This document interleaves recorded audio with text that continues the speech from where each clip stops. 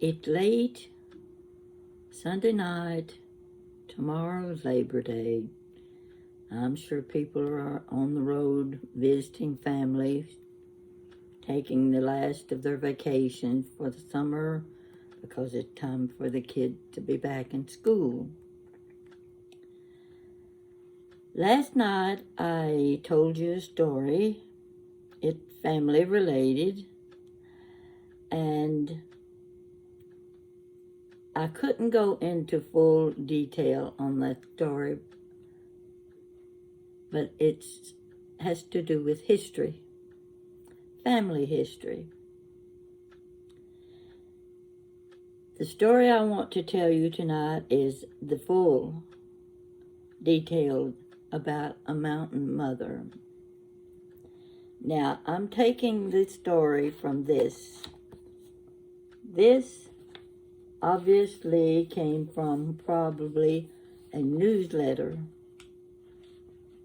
written by Berea College, April 1928.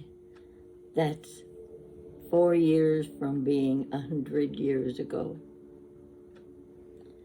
Now, I told you part of the story last night, and many of you liked it so well that you wanted to hear the rest of the story. I can't tell it to you, but I can read it.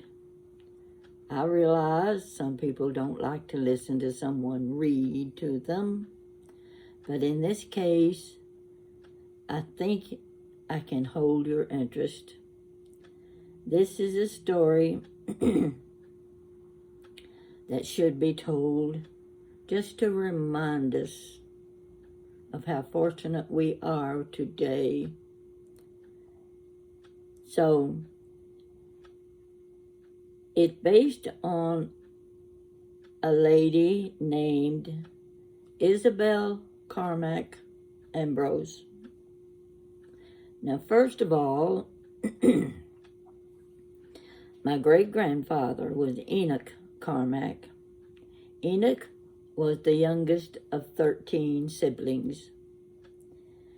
He fought in the Confederacy during the Civil War. He had 3 brothers. Abraham, I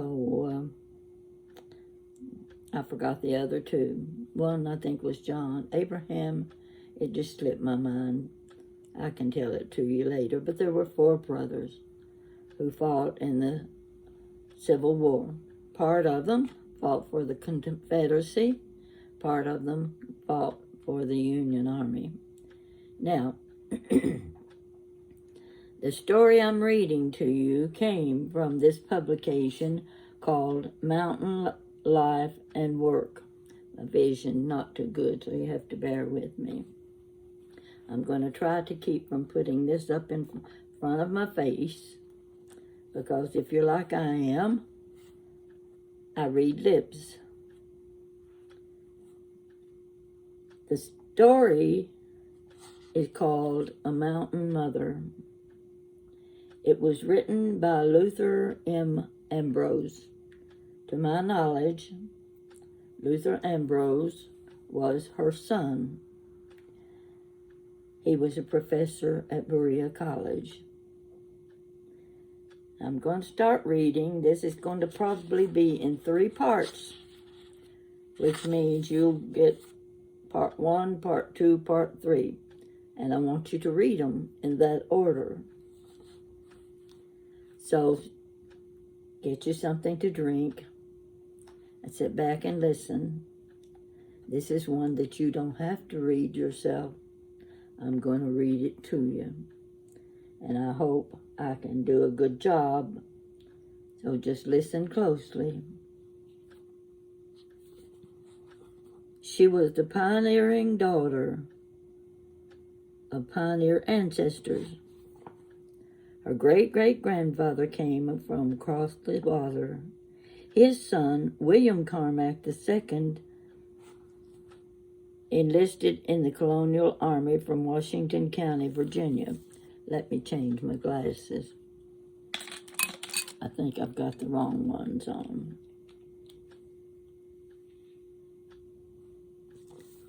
Okay. And he helped George Rogers Clark with the West Indiana. After the war, he lived in Virginia. One of his sons, Levi, pushed down the Powell Valley into the territory of Tennessee. There he raised a large family, some of whom swelled the tide of pioneers that settled the Middle West in the first quarter of the 19th century. One of the 13 children, Isaac, was the father of our heroine. Heroine? Yeah, okay. She was a hero. Ike, as he was called, married a young woman of unusual ability by the name of Comfort Hale. One mark of her ability was that she had learned to read and write, which was quite an accomplishment for a girl in a pioneer family. Previous to their marriage, she had entered 100 acres of land. On this, they made their first home. Now, I'm going to get into the good part. After a few years, they felt the urge of the pioneer, and with their 2 children, they moved north and west into Owsley County, Kentucky, about 1839, and settled on Island Creek. Here they cleared some land and made a crop. Living, they found, was harder there than in the more settled section from which they had come. In the early 40s, in response to a call for volunteers to fight with Mexico, Ike went west. When, after several months, he did not return, Comfort gathered together her few possessions and with her little ones made the long 5-day journey back to her own little home in Tennessee. Later, Ike returned, found his family had deserted the advance post, and went back to the old house, the old home. They never left this home again. There they raised their family. Their house was of logs, 2 rooms, a lean-to, and a loft. There was an open fireplace from which hung pothooks for the dinner pot. In the side of the fireplace was a Dutch oven. Built by Comfort's father, who had come from Holland. Despite this convenience, it was quite common for them to have hoe cakes, baked on a clean hoe held over the glowing coals. Now, I know about hoe cakes, but ours were made on an iron skillet on the stove. The home was 3 miles from a school where a school was taught. There were schools in the valley where the more well-to-do farmers lived, for they had rich land, owned slaves, raised cotton, and were prosperous. But for the children of the rough farms, there was little of schooling, little of anything except work. The father worked away. When work could be had, in the distillery at Tazewell, he was at home very little except during plowing and planting. The mother and children cultivated the corn and cotton, tanned the leather for shoes, ginned the cotton by hand, carded and spun it. You're familiar with all of those things. They sheared the sheep, washed the wool, carded and spun, and the mother then wove the yarn into jeans and linsey. Now, linsey, I'm familiar with linsey wool. Of course, they had to prepare the yarn for the linsey, which was they made their own stockings. They made bedspreads, any kind of linens and clothing out of linsey wool. She knit the stockings. The father made the shoes. Soap was made from wood ash lye and cracklings. Conditions were like those in other isolated mountain homes of that period. Into this home, Isabelle, the eighth child, was born August the 4th, 1853. Now, she's the subject that we're getting into. The experiences of the early years of her life were such as to develop character and to inspire religious faith. The father could not read, but the mother read the Bible, their only book, and taught her children to read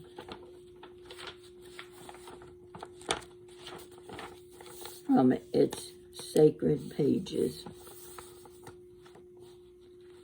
She prayed with her children and filled their minds with reverence for God. One story from those early years has been repeated to me many times. Now this, I'm sure, is the son saying this. Billy Hale, the grandfather of this family, was a very old man. He lived in a one-room log house near their home. He was probably past 90 years, though no record can be found to indicate his age. He knew he was nearing the end of his pioneering, but prayed that God would spare his life until he heard one more sermon preached. This is interesting. Preachers were not plentiful, and considerable effort was put forth to get one to come. When at last the appointment was made and the preacher arrived, the neighbors for miles around gathered in. The old patriarch, with his flowing white beard, sat with his chair tilted back against the wall. His eyes flashed with interest as he followed every word of the discourse. After the sermon was finished and prayer had been offered, the old man said, "Lay me down. I can't be sitting up." He lingered but a short time, then passed on. To be waiting that long before he would die. So vivid was the impression of this scene on the mind of a little 9-year-old girl that 65 years later she could tell the story to her great-grandchildren with as much interest as if it had happened just yesterday. Though Isabelle had learned to read, she had no opportunity for school. The little girl could not make the long trip to the school, and besides, when she was 7, war broke out. The school stopped. Men and boys left home for the armies, north and south. Whoops. Move my paper here. And women and girls took complete charge of the plow and the hoe. Her father and 2 brothers went to the war. The father wanted to enlist with the Confederates, for his sympathies were with his neighbors in the valley who owned slaves, and besides, they promised to help his family while he was away. Jacob, just grown, sided with his father. Moses had no sympathy for his valley neighbors and did not trust their promises. His was the spirit of most of the mountain youth. But the father won with the argument that since Tennessee had seceded his family would be safer if the men were fighting with the South. Moses thought of going north alone, but the idea of perhaps meeting his father and brother in battle turned him south. True to his early convictions, however, when his father was killed in the Battle of Mill Springs in Pulaski County, Kentucky, he deserted the Confederate Army and joined the Union forces. During these 4 years, life was hard. At times, the food supply was very low. Cumberland Gap, 9 miles north, was a strategic point, and it was taken and retaken by both armies. First the Southern, then the Northern troops would march past the home where the mother and her 4 little girls were living. The food supply was partially saved only by ingenious hiding places being used to store it. Meat was hidden in straw beds, corn in the loft, and potatoes were buried in the ground. Not only was food scarce, but life was often in danger. The farmhouse had been taken by the soldiers. The family was out of meal. The grist mill was then held by the Union forces.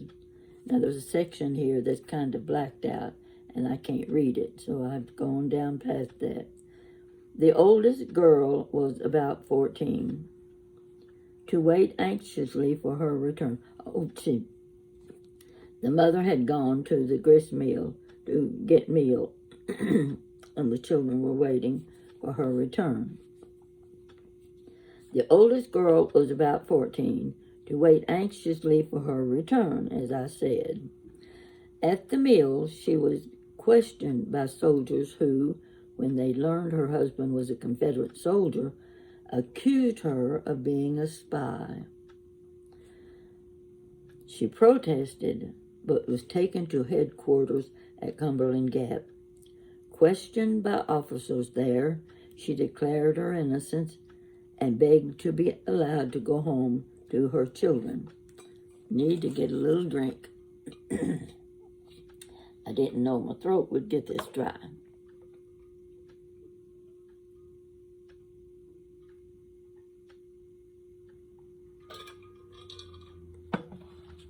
Okay.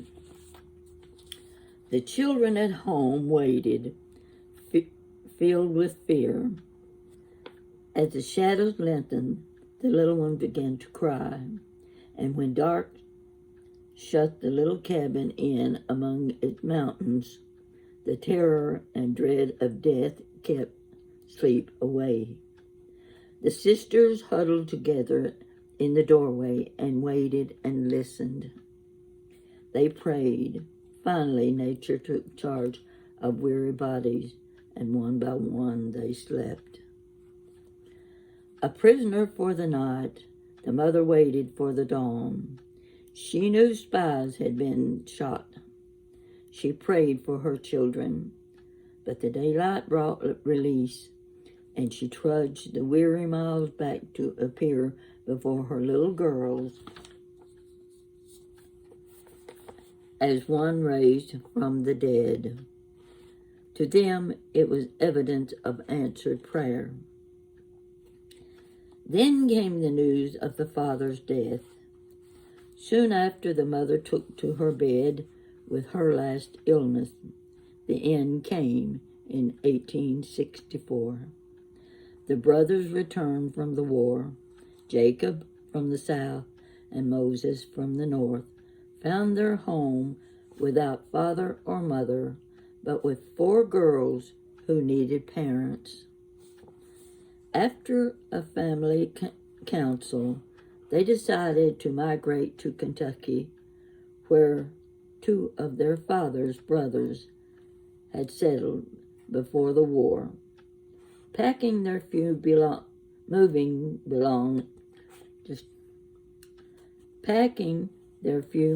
belongings, They began the overland journey. When they finally reached the home of their Uncle Abraham, I think, fought for the North. On Sturgeon Creek, in what is now Owsley County, they found that he lived in a small cabin and already had a family of 8 children.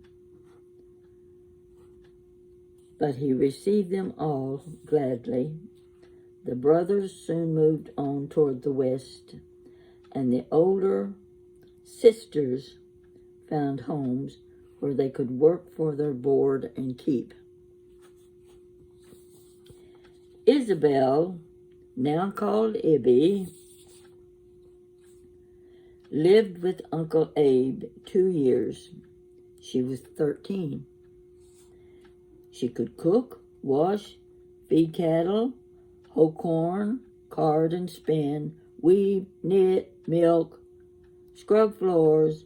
In fact, she was trained in all the work of the mountain girl of her day, and she was strong and able to work. In those 2 years, she got about 1 month's schooling. She wanted a place where she might be allowed to attend school, and this wish was partially fulfilled when she went to stay with a Mr. Lucas of St. Helena.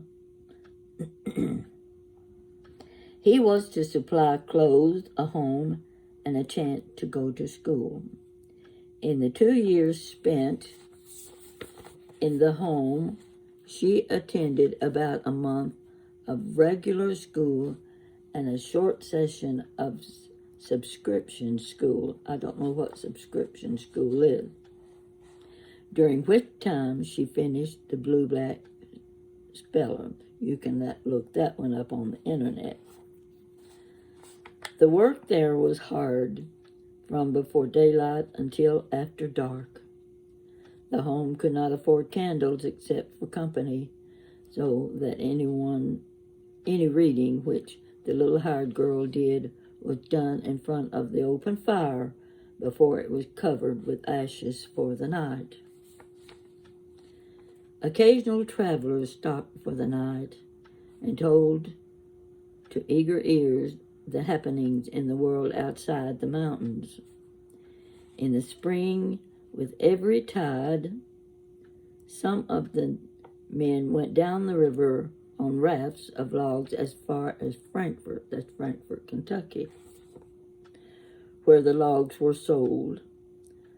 They walked back, and when they stopped for the night on their way upriver, they had wonderful stories to tell. In the fall, buyers would pass through with great droves of cattle, which were driven to the market in the bluegrass over the old wilderness trail. Some of these travelers told of places in the bluegrass where the children went to school 5 and sometimes 6 months in the year. To Isabelle Carmack, this sounded like heaven. She would rather go to school than do anything else in the world, but it was only a dream with no hope of realization. She would have to work on and read what little came her way after the day's work was done. There's another little section here that's been blacked out, and I can't read it. So I'm gonna, let's see. Mr. Lucas was a cattle buyer as well as a farmer. He and a partner bought a large drove of cattle, investing in it all they had and all they could borrow. The partner, a young man, took the drove to the market, but never returned with the money. The family was reduced to poverty in the payment of the debts, and Ibby had to look for another place to work. She returned to her Uncle Abe's home, and there learned that Marion Ambrose, a Baptist preacher who lived on the river below the mouth of Island Creek, wanted a hired girl. Applying for the job, she was taken in as a godsend. for there was a young baby to be cared for, besides all the other housework and chores. This job had appeared very attractive because Mr. Ambrose was a preacher, was well educated, and would, of course, have some books and papers to read. There was more to read, but there was less time to read it. For quite regularly, she worked from before dawn till after dark, as much as 18 hours a day. This is a teenage girl. Her desire for knowledge was again subdued by the demands of work. But she did find time to read her Bible, and she was permitted to go to meetings, which were held once a month during good weather. She had laughingly told me how she walked to church dressed in her one good dress and carrying her shoes on her arm until she came near the meeting house. She carried the shoes for two reasons: to save the shoes, for they were her only pair, and to save her feet, which were not often burdened with shoes in warm weather. During the 2 years in this home, Ibby learned a great deal. She saw the girls of families who had wealth, that is, level land, cattle, brought on shoes. Some of them, that doesn't make sense. Yeah, what it says. Some of them ignored horses to ride and money for store clothes, and others made fun of her. She realized that she must make a place for herself, and by what she had, but by what she was. Her decision was wise, for her worth was shortly recognized. Marion Ambrose, for whom she was working, was the son of one of the largest landholders in the county, who, having entered the large tracts when it blacked out again, said had managed well, traded, bought, and improved until he was well-to-do for that time. The youngest son of the family, Barton, was still at home. He had served in the Union Army and was a moral, sober, and very religious young man. Still unmarried at 25, he was considered a very desirable catch by the marriageable daughters of the well-to-do. But to the disappointment of these, he chose to marry his brother's hired girl. This was Ibby. Her beauty of character had been recognized by a man worthy to be her husband, and she was happy in the anticipation of her new home. Again, hope sprang up within her. Surely now she would have time to read. Surely now she could learn the things she wanted to know.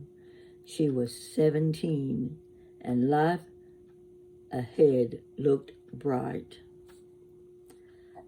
But her training had been in work, and in her new home she found plenty of work which must be done. Her schedule of working hours changed very little. The difference was one of attitude. Now she was responsible for the work. Her husband, father, mother, and sisters were part of the family, for the parents were old, and the youngest son, of course, must take care of them. His mother was an invalid.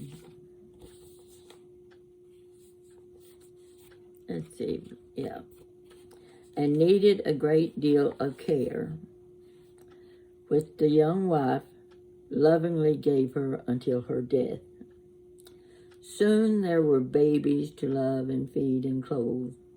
To clothe the children warmly meant washing, wool carding, spinning and weaving it.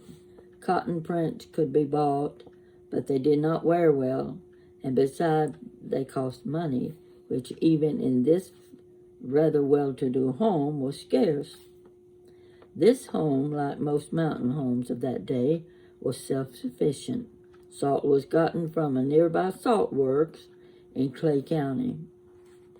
Coffee and sugar had to be bought, but little sugar was used since sorghum cane supplied the sweet. They tanned leather and made their own shoes.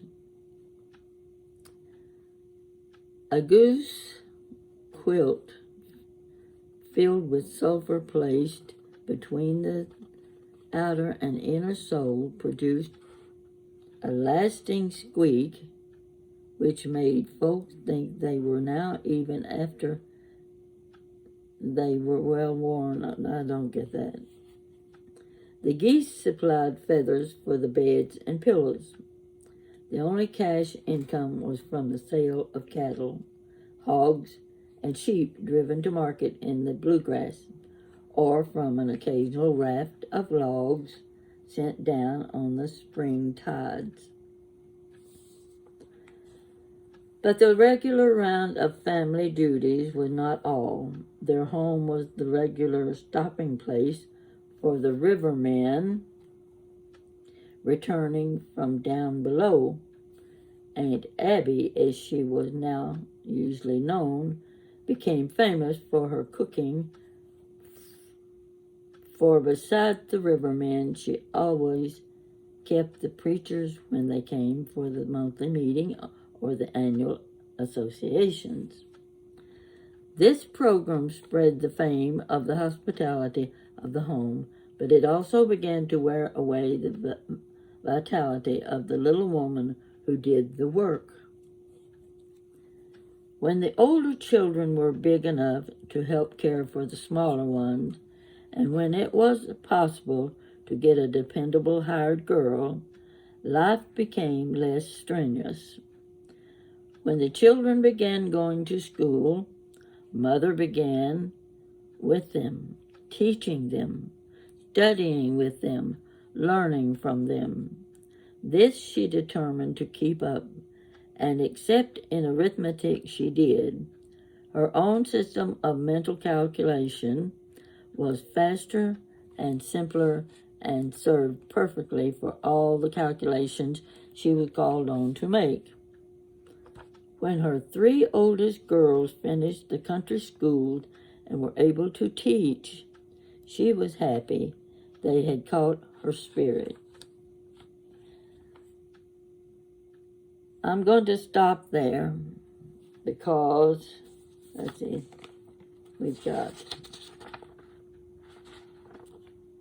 well, I'll read a little bit more if you can bear with it. Okay, let's see.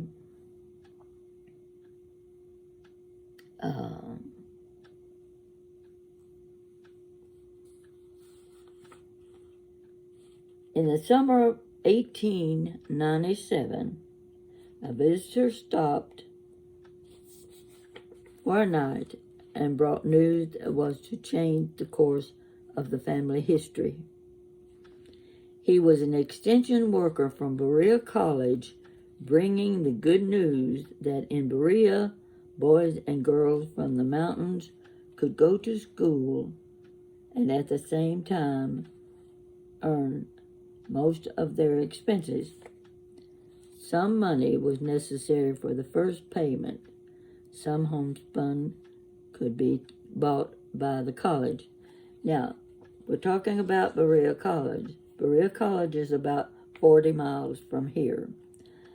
That's where I held Carmack Cousins reunion in 1999 at Boone Tavern. And many of you have heard of Boone Tavern. It's pretty famous throughout the United States.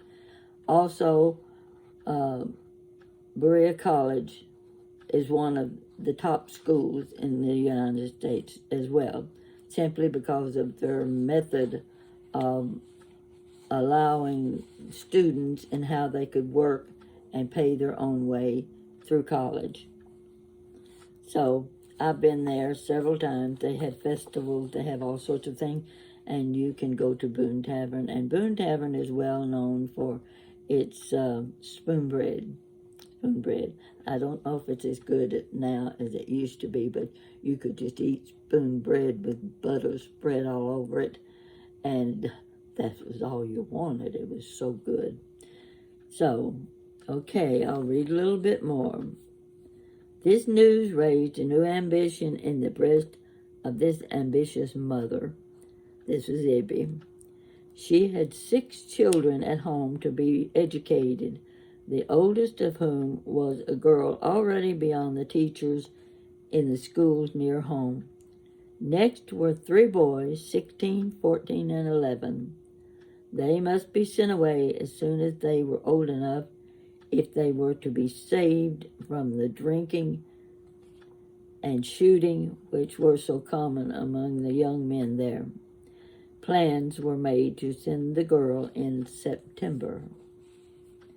In August, the 2 younger boys and the mother became sick, presumably poisoned by something they had eaten, and the boys died. She recovered slowly, but by the time for her daughter to leave for school, she was at her work again. The daughter, however, postponed leaving until her mother was stronger. When in December the extension worker returned to get other students started, the daughter was ready. A man was hired to drive the team to the 50 miles to the school to take her and a neighbor girl. The little mother tucked into the baggage a few yards of brown linseed, which could be sold to help meet expenses. Then, with a feeling of great joy, mingled with fear, she sent her girl forth. The following summer, her 12th child was born. Since 4 boys had been taken by death, this boy was welcomed. That winter, due to the fact that his mother had engineered the plans and provided the means, the 17-year-old son found himself in Berea in the 7th grade. The daughter was taking a normal work, preparing to teach. At home, the mother, with only 3 little ones to care for, found time to weave jeans, linsey, and blankets for which there was a good cash market even in the mountains.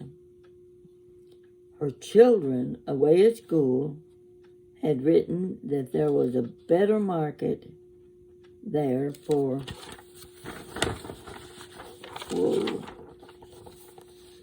coverlets.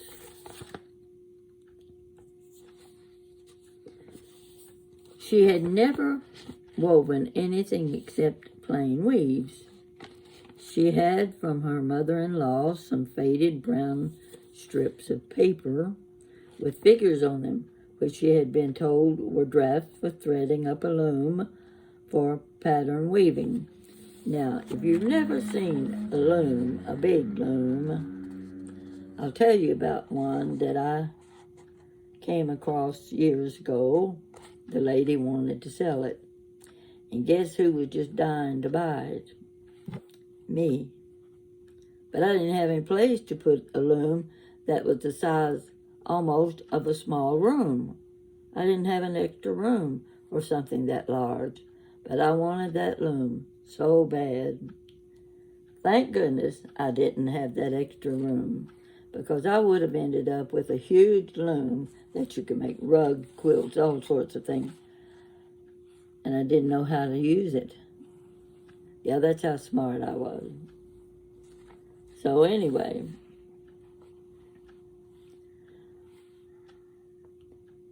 let's see. Okay, she's threading up a loom for pattern weaving. She did not know what the figures meant, and nobody in the community knew. But coverlets were worth $5 a piece, and she must weave them. Horseback, she rode to visit other weavers. She found a great many old drafts, which she copied carefully, but no one seemed to know how to use them. At last, she and a neighbor woman decided to experiment until they discovered how to use a pattern in threading up a loom. They succeeded. Only those who have had experience with looms realize what this success meant. Some coverlets were growing on her looms, and on them, wait a minute, some of these things don't sound right. Soon coverlets were growing on her looms and on those of other weavers in the country, for she was willing to teach anyone who came to learn, and she allowed her drafts to be copied by anyone who might have use for them. She was not selfish. She made a very large collection of drafts. In fact, she would ride all day to get a new one. I think I will stop right here. I'll mark it. I don't know how well you've taken to this. You can watch it, or you can put it aside another time when you can't find anything to do, and you can go back to the story. That's the nice thing about YouTube, is that you can go back and find it unless I delete it. And I don't think I'm going to delete this story. There's still some interesting facts here about this lady. Now, this is in my family, of course, but it's kind of off the family tree, drifts off a little bit. There are quite a few things interesting that have taken place through the years in my family. I didn't learn until I started doing my genealogy research, and I started doing that about 1991. 1991, 101, 111, 121. Golly, that's 40 years ago. Is that right? I guess it is. Something like that. 30 years ago, put it that way. That's a long time. And I finally got basically what I wanted to find out with my family history. It's funny how when your family grew up in small farm country, sister and brother married brother and sister, like that, from family to family. You just had crossover and crossover.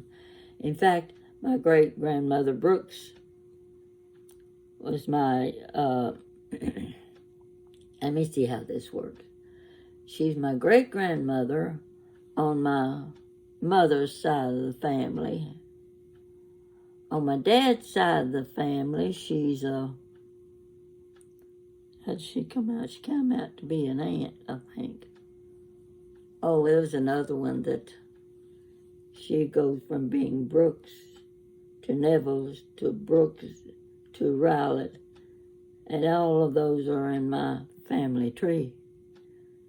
It's hard to figure them out sometimes when you're doing your research. You've got to be very careful, very attentive to dates and people like Luther Martin Ambrose Jr.,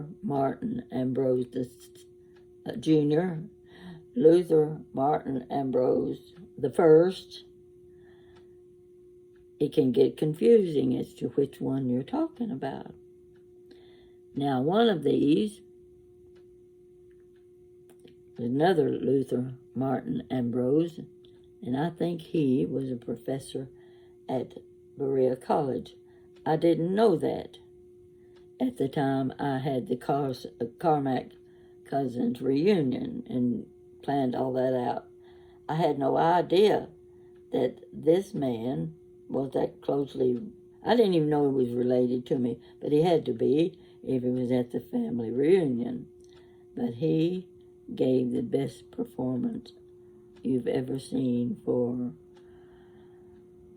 telling you a little bit about history, telling you about the music back in the old days, the music without instruments, the line singing. I'd say some of you have never heard of line singing. You know how it goes, don't you? The person up front, he sings a line. You hear the musical tone. He sings the first line, and the audience sings that line too. They follow the same tune. He sings a second line. The audience picks up and sings the second line with the same tune. Now, once you've sung that same song over and over, that's how they learned the tunes to the words. That's called line singing. Sometimes they didn't have any musical instruments, so that's how they had to learn the tune to the word that they were singing. And if you listen to some of the old ones, the tunes are very, very much alike. It's sort of like a chanting sound because they didn't have any musical instrument to teach them how the tune was supposed to go. That's what I know, which isn't very much. In fact, I can't sing. I can't sing because I had something like the croup about 30 years ago. And I didn't go to the doctor and I didn't take any medicine. But I coughed and I coughed and I coughed till I thought I was coughing up my toes. And I got to where, when I started talking to you, I would be saying something and then all of a sudden, and that's how, the voice didn't come out. It didn't come out. What's wrong? Why is there no sound? I'd be talking to one of my co-workers and she'd look at me so funny because I'd be in the middle of the sentence and I'm still talking, but there's no sound. That's a little weird. That's what I got from having the croup and not going to the doctor. Then I discovered, now I wasn't a singer, but you know, we all like to sing and we had our favorite musical stars that I like to harmonize. Oh, I love to harmonize with Peter, Paul, and Mary and the Brothers Four and Simon Garfunkel. Oh, when they would sing, I could harmonize with them. But all of a sudden, I started to sing and all I got was just a gravelly sound. No tune whatsoever. I could not get my vocal cords to come out with a tune. So today, when I'm demonstrating something and I want to tell you about the song and how it went, I can't sing it. Just try singing like this. That's as good as I can do. You hear that? Just, down in the valley so low. I get off key. Cannot stay on key at all. So if you ever get the croup, get to the doctor and go to the drugstore and get some croup medicine. And take it. Don't listen to what I do. Do what I don't do. I hope some of you have enjoyed this. And let me know. Let me know when you read and listen to this first part. If you want me to continue with the story, I will do another session, but I'll wait till I hear from you, letting me know, yes, we want to hear the rest of the story, or if it doesn't interest you enough, we'll stop right where we are. I hope you watch Billie Jean and Me. We're already on for the first Sunday of the month. And who would have thought the first Sunday of the month was September the 1st? So we did our thing today. I hope a few of you enjoyed talking with us. Well, you really couldn't talk with us, but you could listen to us. So we're waiting to hear from you. And be sure and watch him on his cooking shows, because he is a fantastic cook. He does it the way you would want to do it. He makes it look easy. And you can tell when he's finished, you would like what he's cooked. Billie Jean, I hope you appreciate me plugging you. You better. Okay. You have a good night, and thank you for watching me.